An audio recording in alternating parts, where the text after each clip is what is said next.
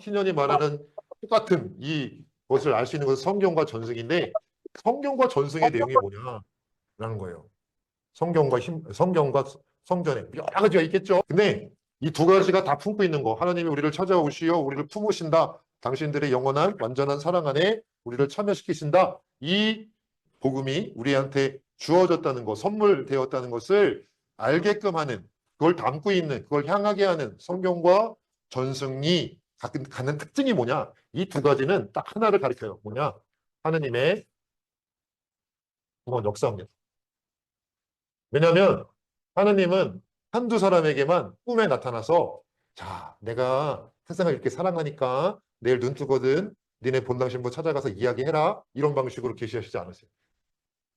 세상을 창조하신 하나님께서는 당신이, 물론 구약에는 왕, 예언자 혹은 선지자들을 통해서 당신이 이루고자 하시는 당신 안에 하나인 관계, 당신의 사랑에 참여하는 이 복음을 알렸지만, 이제 결정적인 때가 되자, 충만한 때라고 표현을 해요. 때가 차자, 충만한 때잖아요.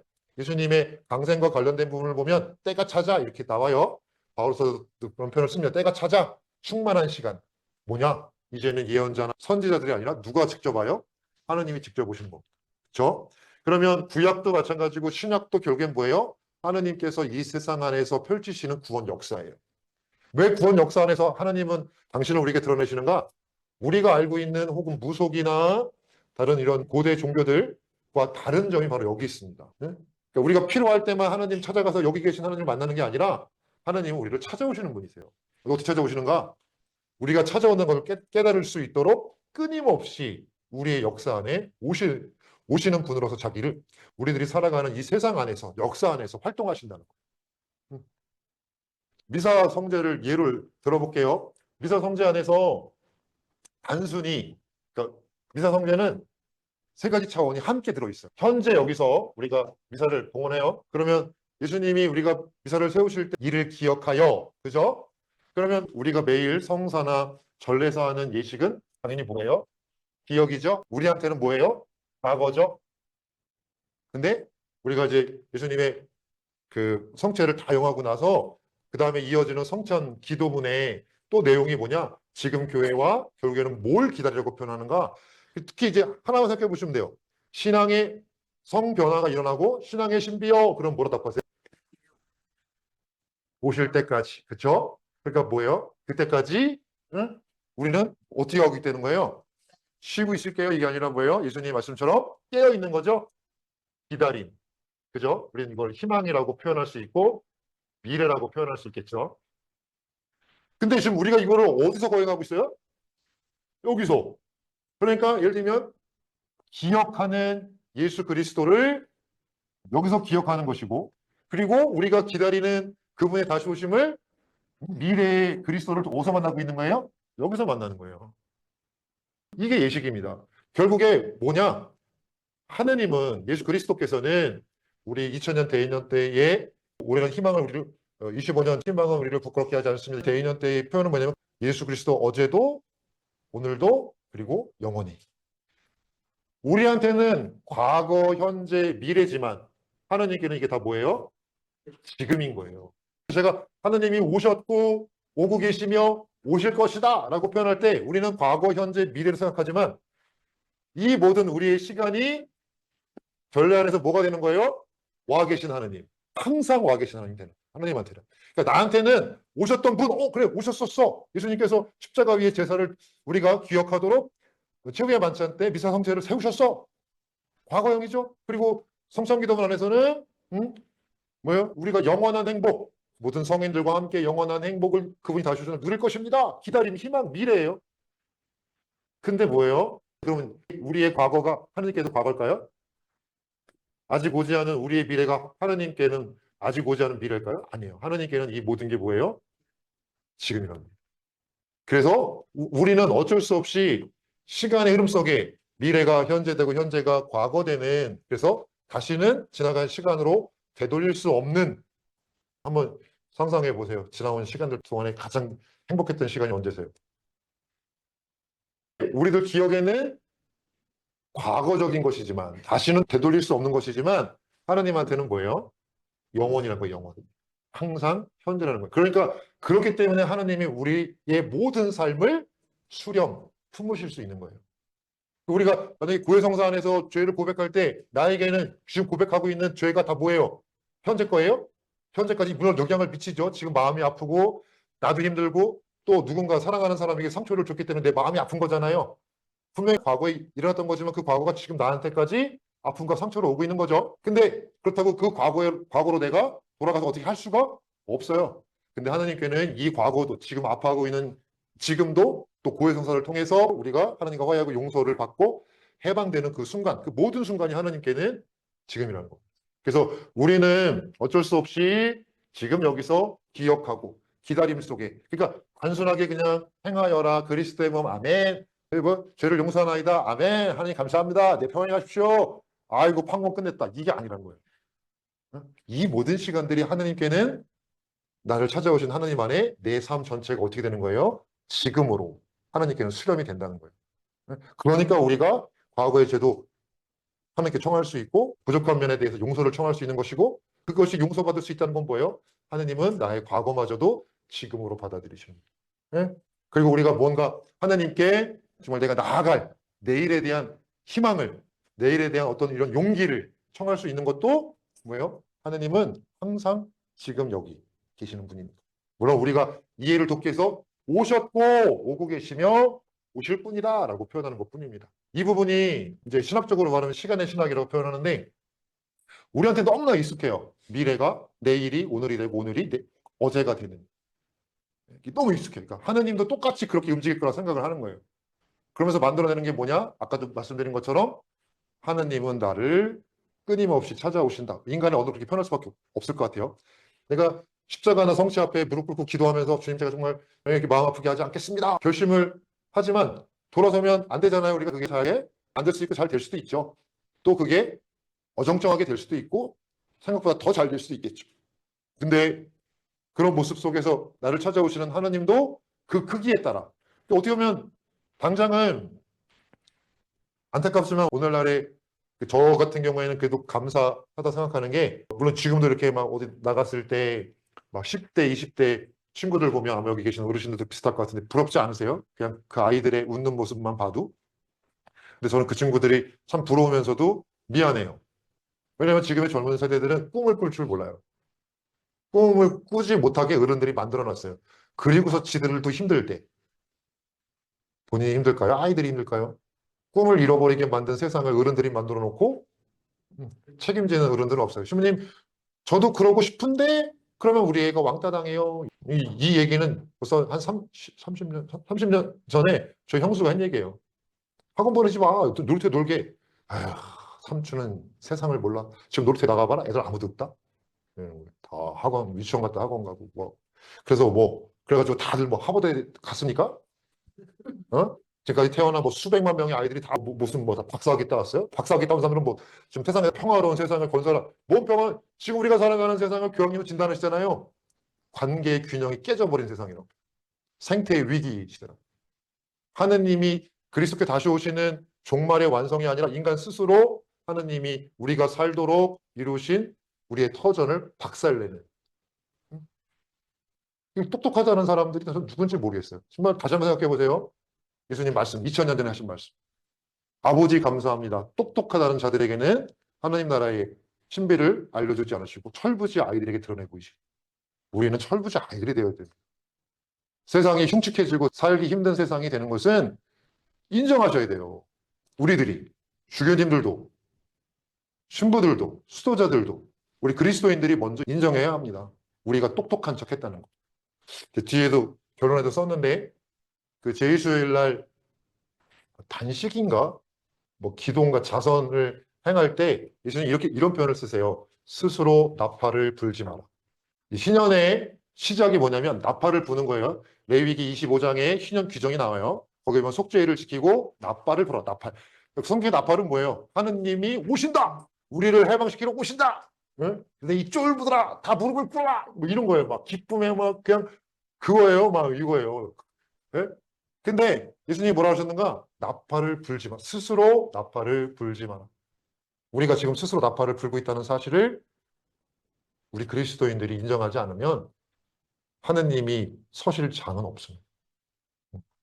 그래서 어쩌면 오늘 좀 신년에 대해서 뭐 한번 좀 우리들의 관계, 하느님과 나와의 관계, 나와 함께 관계 맺는 사람들, 물론 우리가 직접 보지 않은 사람들도 나와 관계를 맺고 있어요. 그러니까 피부적으로 느끼지 못할 뿐이지만, 근데 정말 우리들이 스스로 나팔을 불고 있는 사람이라는 것을 인정해야 합니다. 저도 이렇게 창조론 우리 학생들하고 수업하면서 세미나를 시켜요. 부탁을 했어요. 주제별로. 그럼 이제 대안을 다 제시하는데 뭐 분리수거를 잘해야 된다. 뭐 다 남에게 시켜. 뭐 전기를 아껴야 된다.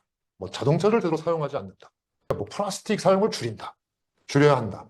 다 구호만 있어요. 구호. 뭐뭐 해야 한다. 뭐뭐 해야 한다.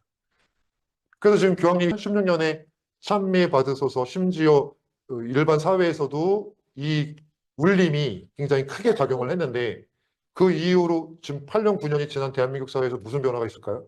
다 우리 똑같아요. 또 나 스스로 나팔을 불고 있어. 뭐뭐 해야 된대. 뭐뭐 해야 돼. 그게 아니라 뭐예요? 첫 번째 가이드는 우리가 이렇게 뒤틀리고 단절시키고 찌그러진 관계를 맺게끔 한 사람이 나다라는 이게 없으면 뭐가 없는가? 희년도 마찬가지예요. 하나님 오시면 뭐예요? 나 스스로 하느님을 필요로 하는 사람이라는 인정하고 그 인정할 때 뭐가 되는 거예요? 전 죄인입니다. 주님, 당신이요 안 계시면 저는 아무짝에도 먼지로 돌아가는 그런 존재일 뿐입니다. 아니 존재라고 말할 수도 없는 무로 돌아갈 존재입니다. 우리 시편 104편인가요? 당신께서 영을 불어 넣어주시면 우리는 살아나고 그 숨을 거둬가시면 저희는 먼지로 돌아갑니다. 당신 영을 보내시어 누리의 모습을 새롭게 하십시오. 하느님이 하시는 거예요. 근데 아무리 하느님이 나에게 온다 하더라도 내가 지금 병들어 있고 고통당하고 아프고 상처받고 정말 하느님 당신을 필요로 하는 죄인입니다. 당신과 올바른 관계를 맺을 수 없는 제 이웃과도 화목한 관계, 화해 관계를 이룰 수 없는 당신이 계셔야만 하는 사람입니다라고 지금의 우리의 이 모습을 인정하지 않을 때 아까도 말한 하느님은 다가왔으니 하나님께 돌아섬은 있을 수 없어요. 신년은 이것까지 강조하는 겁니다. 그러니까 하나님이 오셨어. 그래? 잘 다녀가시다 그래? 이게 아니라는 거예요. 내가 정말 하나님 나한테 늘 와 계셨구나. 그러니 근데 내가 지금 하나님께 나 스스로 돌아설 수가 없네. 난 정말 돌아서고 싶었었네. 내 마음 깊숙한 곳에서는 세상 그 어떤 것이 아닌 나를 다 하시고 나를 품어주시고 있는 그대로의 나를 발견하고 그리고 발전하고 성숙시킬 수 있는 그 모든 것을 주시는 이 하느님을 나는 간절히 원했네. 본인 스스로 내가 지금 죄인임을 인정하는 것. 우리가 대사를 청할 때에도 전대사에 뭐가 들어가 있어요? 고해성사가 들어가 있고 또 선행도 들어가 있고 자선도 들어가 있는 거고 순례. 뭐 이렇게 우리 신부님들도 까미노 많이 가시는데 까미노는 뭔가 내가 지금 답을 못 찾는 것을 하나님이 찾게 해주시겠지. 한번 개고생해보자. 이렇게 까미노의 정신이 아니에요. 까미노의 본래의 정신은 내가 죄인임을 고백하러 가는 거예요. 하나님을 필요로 하는 사람이구나라는 것을 인정하러 가는 겁니다. 왜냐하면 서방 교회 역사에서 3대 순례지가 있어요. 로마, 그다음에 콤포스텔라, 그리고 이스라엘, 예루살렘 예수님 계셨던 이 순례를 왜 보석으로 주어졌는가? 부자건 뭐건 아무 상관없어요. 순례인 거예요. 내가 어떤 삶을 살았는가? 그 삶 속에서 하나님의 자리는 있었는가? 나는 근데 정말로 하나님이 계시지 않으면 안 되는 사람일세? 이거를 깨달으러 가는 거지. 무슨 뭐 사목을 하다 보니 뭐 봉사를 하다 보니 그거는 그냥 골방에 들어가서 한 2시간 주무시고 나오시면 답을 주세요. 믿음만 있으면. 엉뚱한 데가 풀지 마시고 응? 답을 못 찾겠다. 아이고, 무슨 답을 못 찾죠. 본인은 못 찾는 좋은 징표예요. 본인이 못 찾겠다는 걸 인정해. 예. 거기서부터 회개가 시작되는 겁니다. 자, 이래서 우리가 지금 구원 경륜 뭐 이것도 예를 들었는데 교회가 이런 면에서 신년이 오시는 하느님 정말 천사들이 나팔을 불며 우리를 찾아 오시니 우리가 그분을 향하여 돌아서기 위해서 지금 나의 삶이 하느님께 제가 말한 죄인이라는 거는 뭘 누굴 때리고 남의 거 훔치고 이런 죄인이 아니에요. 제가 말씀드린 죄인 이런 거 복음에 나오는 죄인이에요. 정말 나 스스로 하느님을 아빠라 부를 자격이 없다라고 생각하는 사람. 그만큼 내가 하느님에게서 멀어져 있으니 정말 당신이 나에게 너무 간절히 필요합니다. 라고 고백하는 사람. 우리 죄인임을 깨닫고 그 죄인에서 하느님께 돌아서기 위한 방향전환, 그것을 하는 시기가 바로 희년이다 라는 겁니다. 그래서 이제 결론적으로 이 희년이 우리에게 희망이 된다. 그 희망의 좀 본질을 알아보자라는 건데, 결국에 구약 성경에서 희년의 신학은 시간의 충만이에요. 왜냐하면 우리가 살아가는 과거, 현재, 심지어 우리의 미래까지 하느님께서 당신이 품어주신다. 이게 희년의 근본 정신. 그러니 우리 모두가 뭐예요? 평화로워지는 거. 우리 모두가 해방되어지는 겁니다. 4페이지 좀 밑에 부분 보시면 하느님에 의해 이루어진 해방의 해인 희년은 거룩한 해이며 시간의 충만을 포함합니다. 이 해는 거룩한 안식년으로서 인간과 모든 만물이 창조주로부터 부여받은 권리를 회복하는 날이며 그 완성을 희망하는 날입니다. 여기서 발견할 수 있는 점은 유다교의 희년 축제와 예식이 지니는 시간에 대한 이해가 고대 종교의 것들과 다르다는 겁니다. 유다교의 희년은 때마다 돌아오는 주년의 반복. 무슨 말이냐면 고대 종교들도 전래 축제가 있어요. 대표적인 게 뭐냐면 새해 첫날. 우리나라 말하면 뭐죠? 설날이죠, 설날. 그럼 이제 만약에 한 해를 돌아서 이날 대부분 하는 게 뭐냐? 축제예요. 축제를 벌입니다. 그럼 뿅 이렇게 한 해를 살아요. 제가 원으로 그리지만 사실은 이제 과거, 현재, 미래겠죠. 일직선의 시간을 살아요. 그러면서 또 막 많은 걸 쌓습니다. 쌓다가 또 이때가 돌아와요. 이때를 고대인들은 뭐라 생각했냐면 우주가 창조된 날. 그러니까 신이 우리를 만든 날. 그러니까 우리가 뭐예요? 다시 처음으로 돌아간 날. 그래서 이들의 시간은 순환적이에요. 그냥 도는 거예요. 근데 유다교의 시간은 이러지 않았다는 거예요. 유다교의 시간은 이런 그러니까 기본적으로는 이런 우리도 지금 전래력이 똑같잖아요. 대림시기로부터 긴 연중 시기를 거쳐서 여기 오잖아요. 그러니까 많은 경우에 마치 전래도 너무 형식적으로 느껴질 때가 있어요. 근데 그게 아니라 이 시간 유다인들의 사고에서는 우리가 의식하지 못할 뿐이지 하느님은 계속해서 이 순간순간에 찾아오시고 어떻게 보면 이 모든 시간을 뭐예요? 우리의 삶의 시간을 하느님이 찾아오시고 함께 하시어 우리 인간의 삶의 시간을 어떻게 한다는 거예요? 충만하게 만든다는 거예요. 이 이해가 있었어요. 그러니까 하느님은 딱 설날에만 계신 분이 아니라는 거예요. 1년을 씨 뿌리고 김 메고 추수하고 하느님 감사합니다. 야 축제에 쌀을 갖다가 딱 바치는 거기에 하느님이 계신 게 아니라 하느님은 계속 이 시간에 함께 찾아오시 우리와 함께 하시지만 우리는 의식적으로 이거를 어떻게 느낄 수 있는가? 우리가 24시간 깨어있을 수 없잖아요. 자고 있는 동안 내 영은 깨어있으니까. 어쨌든 근데 우리는 중요한 순간들이 있어요. 예를 들면 무슨 사순시기 동안에 뭐 우리 형제 자매들 중에 어떤 특별한 것을 한번 하나님께 봉헌해 보겠다. 뭐 그런 결심도 할 수 있고 또 뭐 성지순례의 기회나 아니면 본당에서의 어떤 뭐 교육이나 또 가정에서의 어떤 사건을 통해서 하나님께 감사합니다. 저와 함께 계셨군요. 감사할 수 있어요. 의식의 순간은 굉장히 분철되고 이렇게 떨어져 있는 것 같지만 실제 하나님은 우리 의식과 달리 우리 삶의 시간 안에 끊임없이 침투하신다. 이게 유다교가 가진 시간의 개념이에요. 우리는 그냥 여기로부터 출발해서 다시 뭐 봄을 살고 여름을 살고 가을을 살고 겨울을 살고 그 첫날 내가 창조된 첫날 아싸 여기 어르신들은 그 시골 동네 축제 기억하실 텐데 이날은 동네에 사는 어르신들 젊은이들 애들만이 아니라 동네에 살고 있는 개들도 신나는 날이에요. 그 축제는 대부분 어떻게 표현했냐면 질서의 파괴라고 해요.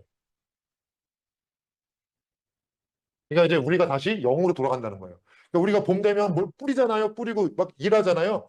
그러면 싹이 돋아나고 뭐 열매가 맺고 계속해서 우리가 뭔가를 한 것 같아. 어? 그리고 이제 뭐 거의 일상이 비슷하시지 않으세요? 응?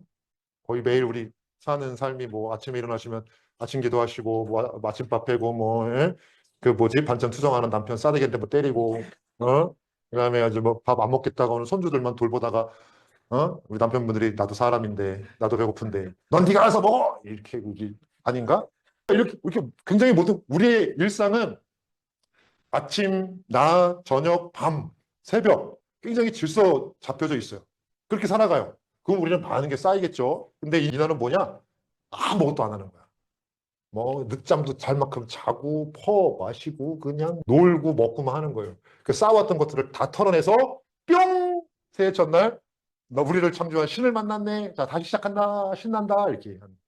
그 요즘에 저희 학교 돌아왔는데 저는 현재 교구장님께 축제 날 뒤지게 혼났던 사람입니다. 제가 축제준비위원장 할 때 하도 술을 많이 먹였다고 혼났는데 이 학교 들어와서 축제하는 거 너무 재미가 없어요. 너무 경건해요. 축제가. 어? 경건해. 이런 날은 막 신부님들 막 방문 잠고 주무실 밤에 학생들 올까 봐? 그러면 방문 차고 들어가야지. 그러면 모든 게 다 용서가 돼야 돼요. 가갖고 막 총장신부님 방에 총장신 방이 제일 넓으니까 거기 와서 막 끌어다가 먹고 한 개도 안 치우고 그냥 방으로 가고. 어? 이 모든 게 허용되는 게 축제인데 뭘 털어내는 걸 모르잖아. 털어내는 거. 털어내야지 우리. 그렇죠? 하지만 이 말씀을 드리려고 하는 게 아니라 그래서 여기서 고대로부터 축제와 예식의 정점은 바로 우주 창조를 자꾸 재현, 반복하는 것이었어요. 하지만 유다교회에서는 거룩한 시간의 거행은 세상 구원과 구원 역사의 완성을 향해 시간의 주인이신 영원한 하느님이 우리를 찾아오신다라는 믿음의 바탕을 둔 개방, 하느님이 우리 선조들에게 오셨듯이 선조들이 고통과 아픔과 상처와 유배의 그 힘겨운 시간에 찾아오시어 우리 선조들에게 고통당한 선조들에게 해방을 주셨듯이 하나님 우리를 찾아오신다. 그러니 뭐예요? 그분께 돌아서자. 이게 유다인들의 시간인 거예요. 왜냐하면 이들은 아까도 말씀드렸지만 그냥 과거는 과거이고 지금은 지금이가 아니라 나한테는 그럴 수 있지만 이 모든 것들을 다 현재로 품어 안으시는 분이 하느님이시다라고 믿었던 겁니다. 그래서 그 제가 그 5페이지에 그 엘리아데라는 이제 역사학자의 글을 좀 실어놨는데 맨 끝에 보면 신의 현존이다. 이분도 평가를 해요. 다른 종교와 달리 유다교의 시간 개념은 아주 혁신적이다. 그러니까 이렇게 계속 돌고 또 돌고 또 돌고. 그러니까 아마 여기 계시는 우리 어머님들 대부분이 50대 초반쯤일 때 이제 드디어 자식들도 좀 손을 떠나고 그때 처음 드는 질문이 뭐예요? 나는 누굴까라는 질문. 나는 누굴까? 처음으로 결혼하고 나서 뭐 시집살이, 뭐 남편 뒷바라지, 자녀들 이제 양육하시고 그래서 제가 그 춘천에 갔을 때 이렇게 부부가 두 쌍, 세 쌍 오셔서 이렇게 여쭤봤어요. 이렇게 서로를 뭐라 부르시냐? 자매님은 여보 뭐 이렇게 하신대요. 남편분은 뭐라 하세요? 했더니 누구 엄마 그랬대. 너무하신 거 아니냐고. 언제까지 누구의 엄마로 살아야 되냐고. 네? 순임은 순이고 순애는 순애고 순자면 순자지. 맨날 아직도 누구의 엄마로 살아야 돼. 남편분이 막 그래가지고 쉬는 시간에 가서 약간 실례가 많았습니다. 호칭만 바꿔볼 생각은 없으신가요? 그때 자매님이 자 그래서 유다교의 시간은 끊임없는 신의 현존이다. 하느님이 아니 계신 때가 없다. 우리 삶 안에 이런 모습으로 나오고요. 그래서 뭐 다른 내용은 우리 교우분들이 읽어보시면 좋겠고 그래서 하느님이 이 세상에 오신다는 것은 역사 안으로 오신다는 것은 단절과 불의에 대한 개입 항상 제3천년기도 특히 요한바리스 교황님은 이 부분을 굉장히 강조했어요. 사회정의 그러니까 어떻게 불평등, 양극화 그러니까 이런 왜냐하면 레이기 25장의 희년 규정은 평등이에요. 모든 이들이 동등한 권리를 회복하는 거였어요. 그거를 하도록 하나님이 찾아오시어 그들을 그렇게 하도록 이끄시는데 그들이 받아들이지 않으면 안타깝게도 구약 역사에서 희년 규정대로 이루어진 적은 한 번도 없습니다. 그래서 이런 세상 안의 단절과 불의, 불평등, 이에 대한 하느님의 개입이라는 희년의 희망 메시지는 하느님과의 화해와 이웃과의 화해, 곧 관계에 있어 친교의 실현이다. 질문 한번 해볼까요? 여러분들 믿고 있는 구원이 뭡니까? 그냥 아까 누가 영원한 생명 말씀하셨는데 영원한 생명이란 거 왠지 그때가 되면 차지할 것 같은 느낌이 들죠? 교회가 딱 밝히고 있는 구원의 정의가 뭘까요? 하느님의 삼위일체 하느님의 완전한 친교에 참여하는. 근데 이 참여는 다시 신년이 왜 있냐? 이 참여가 종말에만 이루어질 게 아니라는 거예요. 응? 이미 왜? 뭐 때문에? 하느님이 우리를 끊임없이 찾아오시니까. 그러니까 우리는 언제든 우리가 하느님 전 당신이 필요합니다. 라는 회개만 이루어진다면 우리의 삶의 모든 시간이 하느님께 수렴되는 겁니다. 하느님의 충만한 시간이 우리 삶의 시간을 끌어안으시게 되는 거예요. 그러니까 이미 우리는 지금 뭐예요? 친교의 여정 중에 있는 거예요.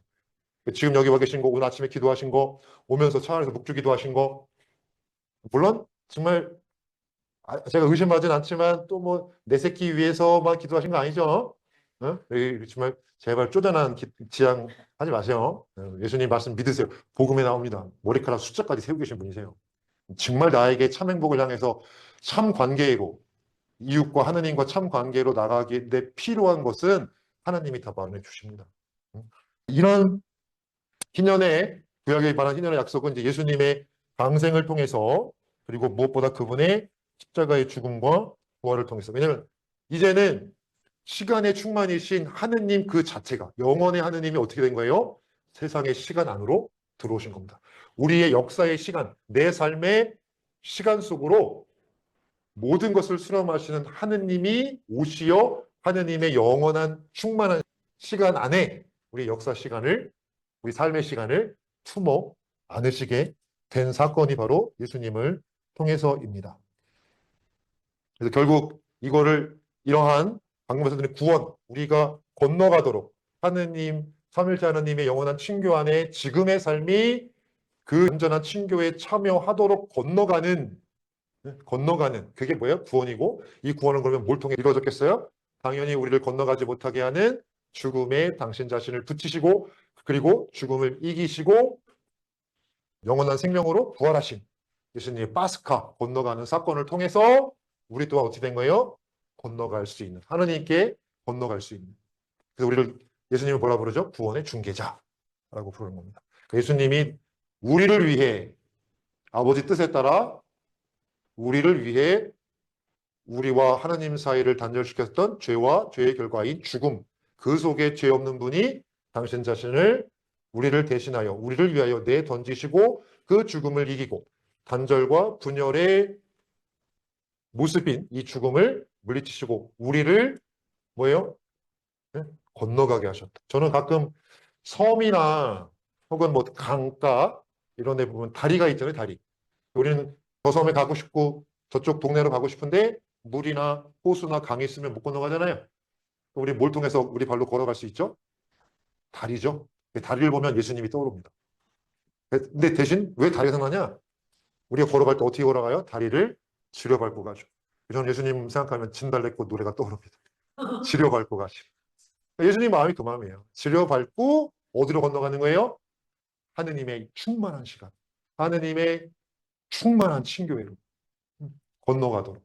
예수님이 바로 그래서 아까 우리 시작할 때 바친 오늘 들은 이 말씀, 은혜의 때, 은혜의 해가 오늘 너희가 들은 여기에서 이루어졌다. 신년은 이 초대의 나팔 소리입니다. 건너갈 수 있어요. 이제 내가 막 뭘 준비해서 건너가는 게 아니라 저기 건너가려면 어떻게 하지? 다리가 없으면 오빠 불안할 거 아니에요. 아무 문제 없다. 하느님께 건너가는 다리는, 그리고 그 다리를 지려밟고 걸어갈 수 있도록 우리 다리에 누가 힘을 주세요? 저기 다리가 있다 알려주시는 분, 그리고 그 다리인 예수님을 지려받고 갈 수 있도록 우리 다리에 힘을 주시는 분은 우리의 파라클리투스 성령이십니다. 놀랍죠? 아버지를 향하여, 아버지 뜻에 따라 아버지를 향하여 나아가는 그 여정에 성자는 다리가 되어주시고 성령은 다리를 알아보고 그 다리를 건널 힘을 주신다. 이게 삼위일체 신앙. 어려우신가요? 예수님 파스카는 그래서 성경이든 우리가 거행하는 전례, 또 우리가 바치는 공동의 기도, 성경의 모든 것들을 포괄하는 기준점, 핵심이 뭐냐? 예수의 파스카예요. 이게 우리의 구원의 신년이에요. 그분이 오시어 우리가 건너가지 못했던 섬과 섬 사이에 다리가 되어주신 겁니다. 내가 만들 수 없었던 것. 근데 지금도 우리는 매일같이 그분을 씹어 먹고 성령에 의해서 현존하시는 예수 그리스도를 먹고 성령의 힘에 의해 다리에 힘을 주고 다시금 어디 있는가 알지 못할 때 성령께서는 그리스도의 다리가 저기 있단다 이렇게 알려주십니다. 그리고 성령은 그 다리를 힘있게 아주 예수님 어떡하죠? 아이고 예수님 배신할 때는 아주 뒤돌아보고 갔으면서 뭘? 응? 그러면서 결국에 이런 파스카의 완성은 바로 종말에 이루어질 것이다 라는 것을 쭉 이렇게 좀 적어 봤습니다. 자, 그런데 이렇게 말씀드리면 아시는 건 우리 모두가 다 구원된다는 건 알겠는데 그럼 이 신년의 오시는 하느님을 통해서 나에겐 어떤 일이 이루어집니까? 라고 할 때 하느님의 시간이 우리의 내 삶의 시간 안에 들어오시어 내 삶의 시간을 충만하게 만드신다. 그것이 희년. 그렇게 하나님은 늘 우리에게 와 계셨고 오고 계시며 오실 분이다. 이것을 알 때 그럼 나 개인에게 있어 변화는 뭡니까? 그거는 우리 각자 고유의 정체성을 알아가는 겁니다. 내가 누구인가? 아까 제가 한 시온 넘으시면 누구의 엄마가 아니라 나 김춘자, 나 마리아, 나 안나. 응? 그 모습을 찾아가듯이 바로 하느님 오시는 하느님의 시간 안에 우리를 풍요롭게 만드시고 당신과 진실한 사랑의 관계로 이끄시는 하느님께 내가 그분을 향한 몸 돌림, 방향 전환, 나를 위한 것이 아니고 그분을 위하여 나를 향하는 것이 아니라 나에게 오시는 하느님을 향하여 라는 회개가 이루어질 때 나에게 주어지는 가장 큰 행복은 뭐 대사 이런 것보다 내가 누구인가? 하나님 앞에 나는 누구인가? 그러니까 하나님의 시간이 그냥 왔으니까 이리 들어와 이런 어떤 뭐랄까요? 그냥 이렇게 손짓이 아니라 들어와 계시는데 들어가는 방법은 방향을 트는 겁니다. 향하여 위하여 방향을 틀 때 나는 그 안에서 내 삶의 충만함을 발견할 수 있는 거예요. 내가 누구인가? 자신이 누구인가? 그래서 우리가 이런 모든 하느님의 희년이 전달하는 하느님의 찾아오심과 하느님께서 나를 수렴하신다. 충만의 시간으로 우리를 품어 안으신다. 어디서 알 수 있는가? 바로 구원 역사. 이 구원 역사를 전하는 성경, 교회 전승, 또 오늘 우리의 신앙의 역사. 이 모든 것이 하느님의 충만한 시간 안에. 그러기 위해서 희년은 뭔가? 돌려라. 그분이 오신다. 돌려라. 왜 안 돌려요? 그래서 하느님의 현존을 새롭게 깨닫는 시간이다. 그래서 13페이지 밑에서 제가 좀 읽어보겠습니다. 삼일째 하나님께서 세상 내에서 이루시는 구원 활동은 하느님의 오심과 다가섬 그리고 내주와 초월 하느님과 세상의 친밀한 관계를 이루는 목적을 지향합니다. 이 안에 희망은 믿음, 사랑과 함께 이 구원 관계를 특징 지읍니다. 하나님과 우리가 맺는 관계의 특징이 믿음과 희망과 사랑. 희망은 하느님의 오심을 깨어 기다리게 하고 절망적 상황에서 하느님이 오신다는 희망은 다시금 세상을 하느님과 새로운 관계로 연결짓게 합니다. 따라서 하느님의 구원 역사에서 희망은 하느님과 이루는 친교의 관계를 향하도록 교회의 세신과 세상의 복음화에 관한 열정을 불사르게 합니다. 돌아서기만 하면 충만한 시간이신 하느님이 우리를 뭐요? 그리스도처럼 살아가게 하는 열정을 우리 안에 키워주신다는 거예요. 여기서 희망은 하느님의 미래의 세상 내 계획과 오심, 당신의 시간, 충만한 영원의 시간으로 우리를 품으시는 것이 우리에게는 희망의 본질이 된다. 그래서 우리에게 오시어 우리 삶의 시간 안으로 오시어 당신의 충만한 시간으로 우리의 삶을 충만한 시간으로 변화시키는 게 여러분이 엄청 많이 들어본 성화의 의미예요. 성화는 내가 뭘 하고 하나 했던 봉사 2개 하고 옛날에 했다 그만두면서 다시 하고 이것도 물론 이건 열매일 뿐이에요. 이것을 열매 맺게 하는 근본적인 힘은 뭐냐? 하느님께 나를 맡기는 겁니다. 맡기려면 어떻게 돼요? 어디가 찾아야 돼요? 하느님 어디 계시지? 어디 계시지가 아니라 뭐예요? 이미 와 계시다는 거예요. 그거를 빵 깨닫도록 희년이 교회 안에서 선포된 것입니다. 14페이지 밑에 따라 함께 좀 이것만 읽고 끝내겠습니다. 하느님의 오심과 그 오심을 향하도록 준비된 2년의 준비 기간을 보낸 교회는 순례와 대사에도 추도된다. 그러니까 좀 미리 말씀을 드리는데 안타까운 게 우리 교회에서 교황님이 25년 전에 23년과 23년은 공의의 해, 24년은 기도의 해를 준비하셨어요. 공의의 해를 보낸 이유가 무엇인가는 그 위에 좀 나와 있습니다. 23년 첫째 공의의 가르침의 재발견, 두 번째는 기도의 해였는데요. 용서와 화해의 은총을 담아오시는 하느님을 만날 준비를 위해서 이 2년의 준비 기간이 있었는데 공의의 해는 특별히 4개 헌장이 보급되길 요청받았어요. 우리나라에서 좀 최근에 하고 있나 모르겠어요. 그래서 이거를 좀 더 4개 헌장을 이렇게 좀 각권으로 좀 더 요약 쪼개서 신자들이 보기 편하게. 근데 왜 공의의 가르침인가 하필이면 왜 그랬을까? 그 이유는 제2차 바티칸 공의회가 그 중심을 세신과 새로운 복음화에 두고 있기 때문입니다. 4개 헌장을 이루는 바탕은 교회 현장, 전례 현장, 계시 현장, 사목 현장. 이 네 개의 바탕을 이루는 것은 삼위일체 하느님의 구원 경륜입니다. 그러니까 모든 것이 구약과 신약, 심지어 교회의 전승, 이 모든 것들을 다 열거해요. 그러면서 하느님이 이처럼 우리를 찾아오시고 우리 안에서 구원 활동을 펼치시고 그리하여 우리를 당신의 충만한 구원의 시간으로 품어 안으신다. 그러니 우리는 돌려야 된다. 그러니까 하나님의 구원 역사는 하나님이 끊임없이 우리 안에 찾아오시어 활동하신다. 이거의 바탕 위에 네 개의 현장을 쓰여줬어요. 그래서 전례 현장은 단순히 무슨 뭐 전례 능동 참여 이게 아니라 앞에부터 읽어보세요. 왜 우리한테 전례라는 게 지금의 전례가 주어졌는지. 하나님의 구원 활동이 없으면 전례라는 건 있을 수도 없어요. 그다음에 계시 현장. 계시 현장에 많은 내용은 성경을 담고 있는데 성경 하나님의 구원 활동을 전하는 도구일 뿐이에요. 그래서 제가 성경을 함부로 대하는 게 아니라 그 정신에 따라 예수님의 파스카에 동참하고 예수님의 파스카의 신비에 더 깊게 들어가고 그래서 그리스도를 담기 위한 하나의 방안과 도구로 우리에게 주어집니다. 이것도 왜 가능한가? 사목 헌장, 세상의 복음 안에서 교회가 우리 그리스도인이 어떻게 살아야 될 것인가? 교회 헌장, 우리 교회는 뭐 하는 존재인가? 우리 교회는 어떻게 세워졌는가? 우리 교회는 왜 세워졌는가? 하나님이 왜 세우셨는가? 이 모든 것들의 바탕이 뭐냐? 하느님의 구원 활동이 역사 안에서 끊임없이 이루어지고 있다는 거예요. 그 바탕이니까 우리가 교회는 이래니 교회가 뭘 하자? 우리 본당도 그리스도인들이 모여서 우리가 뭘 하자? 우리 뭘 못하고 있다? 우리가 왜 안 하냐? 이런 이야기들이 아니라는 거예요. 시작은 하느님이 이미 그리고 오늘도 그리고 영원히 우리와 함께 계신다는 거죠. 그래서 내게 현장을 이렇게 읽도록 했고요. 또 기도해도 나름 그런 하나님께 희망을 두도록. 그러니까 기도는 사실 회개의 은총이 담겨져 있어요. 정말 뭐 이렇게 저도 경험해 봤는데 어느 날은 큰 맘 먹고 1학년 방학 때였어요. 여름 방학 때인데 맨날 가서 이사하고 맨날 가서 노가다하고 성당 가서 계약 때가 됐는데 내가 이러려고 신학생 됐나? 그래갖고 이제 주일 저녁 미사 끝나고 아는 형네 가게 가서 혼자 술을 엄청 먹었어요.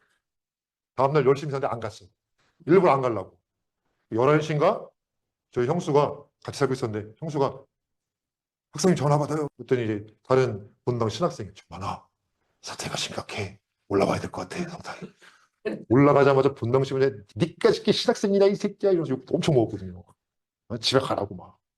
거기서 이제 또 이렇게 제 주특기가 있잖아요. 욕 먹을 때 웃어요 저는. 한 대 맞고 세 대씩 막 붙어가지고 그랬는데 때로는 막 이런 반항감이 생기거든요. 근데 그러다가 뭐 기도도 그래요. 맨날 기도 맨날 해?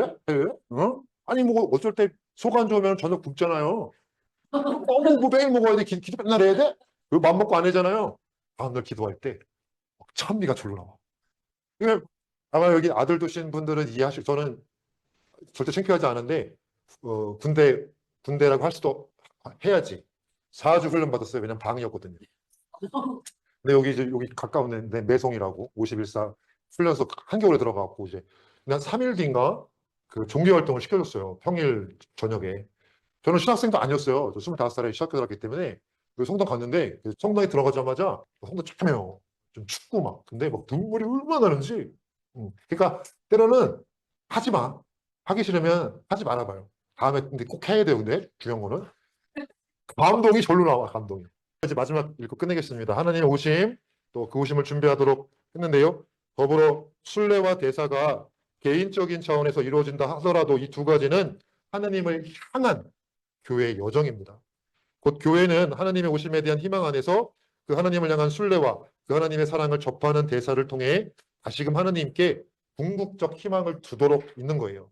하나님 오시는 하나님께 나를 돌리고 그 하나님 안에서 나의 삶의 희망을 키우기 위해서 바로 이 순례와 대사가 우리에게 주어진 겁니다. 특별히 이 희년 동안에 오시는 하나님께 온전히 자신을 봉헌하도록 이끌어주는 순례와 대사는 희망의 구체적 몸짓이요 움직임이 됩니다.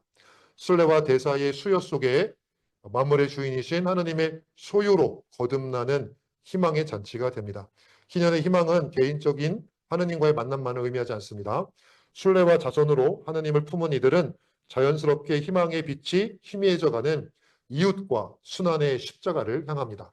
그리고 그들을 향한 시선의 이동은 단순한 눈빛 전달이 아닌 참으로 하느님께서 성자와 성령을 통해 가까이 세상 안으로 침투하셨듯이 자선과 단식을 통하여 실제의 것이 됩니다. 단식은 하느님과 이웃, 특히 여러 이유로 절망에 잠긴 이들을 위하여 그들의 절망적 고통과 예수님의 구원적 고통에 참여하는 통감하는 행위이지 살 빼려고 하는 게 아니란 겁니다. 이 행위는 성령의 비춤으로 내가 너희를 사랑한 것처럼 너희도 서로 사랑하라는 그리스도의 사명을 실행하는 겁니다. 단식의 구체적 행위는 자선, 곧 신앙의 순종에 따른 봉사로 이어집니다. 이러한 희년의 준비기간과 구성 요소와 요청은 하느님 구원 활동 안에 굳건한 희망을 두기 위한 노력입니다. 이 희망의 원천은 당연히 하느님이십니다.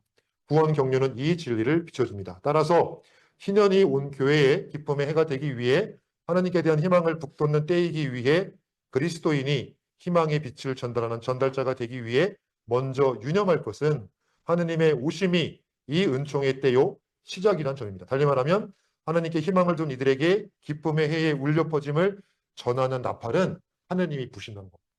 스스로 나팔을 불지 마라. 여기서 참다운 자선을 알려주는 예수의 말씀에 귀를 기울일 필요가 강력히 요청됩니다. 스스로 나팔을 불지 마라. 하느님이 시작이신 희망의 나팔은 성자와 성령께서 그러하셨듯 그리스도인이 이 희망의 도구로 받쳐지는 지금 이 순간 여기에서 실제의 것이 됩니다. 그 순간에 세상을 당신 안에 품으시는 하느님의 미래는 더 분명하고 굳건한 희망으로 다가설 것입니다. 마지막 또 제가 엘리야대의 아브라함 햇셀의 좀 글을 인용했는데요. 이것만 읽고 강의는 마치도록 하겠습니다. 우리가 영성생활을 하는 이유는 풍부한 지식을 축적하기 위해서가 아니라 거룩한 순간들을 마주하기 위해서입니다. 사람을 감복시키는 것은 사물이 아니라 영적인 현존입니다. 영혼 속에 갈물이 되는 것은 통찰의 순간이지 행위가 일어난 장소가 아닙니다.